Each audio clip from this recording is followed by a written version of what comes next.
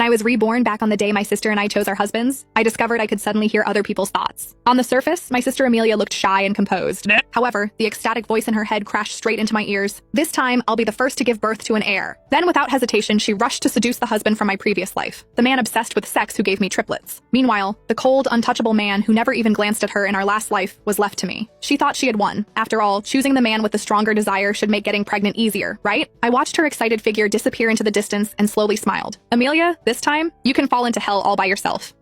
In the center of the hall, attendants carried over 2 bouquets of roses in different colors. The black roses represented Marcus Zillman, the eldest son of the Zillman family, and first in line to inherit the family. He leaned back in his chair with a blank expression, like a perfect but cold sculpture. The white roses represented Noah Zillman, the younger son of the Zillman family. He was the illegitimate child. A faint smile rested on his lips, making him look gentle and refined. Before I could even sort out my thoughts, a voice suddenly rang in my ears. This time, I'll be the first to give birth to an heir. It was my sister Amelia Foster's voice. Instinctively, I looked toward her, only to realize her lips were tightly pressed together. She hadn't spoken at all. Her eyes were locked onto the bouquet of white roses like a hunter staring at prey. Just wait, I'll steal him away soon enough. Her voice sounded again. In an instant, I understood. I had been reborn. And somehow, I could hear other people's thoughts. From the meaning behind Amelia's words just now, she had clearly been reborn too. Otherwise, she never would have said something like, be the first to give birth to an heir. Sure enough, the next second, she stood up and picked up the bouquet of white roses.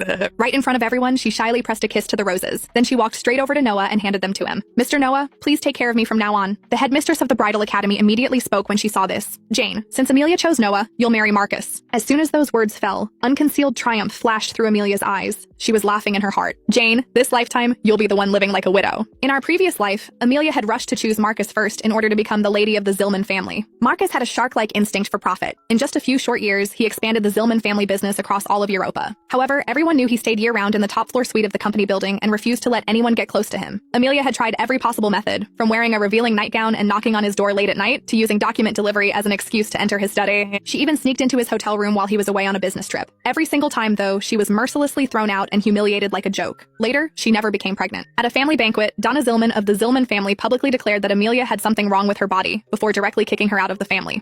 Meanwhile, I married Noah. Everyone thought I was unlucky. An illegitimate son had no real power and wouldn't inherit much of the family fortune. But after we got married, Noah became almost obsessed with me. Every day, he stayed by my side, shopping and eating with me and taking me on dates. Every late night, the sounds coming from our room made the servants blush whenever they passed by. Later, Marcus suddenly died. The autopsy report showed heavy metal poisoning as the cause of death, but nobody knew who did it. Noah inherited the entire Zillman family. And I went from being the wife of a family outcast to becoming the Donna of the Zillman family. Amelia became jealous to the point of madness. She invited me out shopping, only to drag me off the rooftop of a mall so we would die together. The moment the feeling of weightlessness swallowed me whole, I only heard her screaming, "Why do you get to live better than me?" When I came to my senses, I smiled lightly and answered, "Sure, I happen to like Marcus too."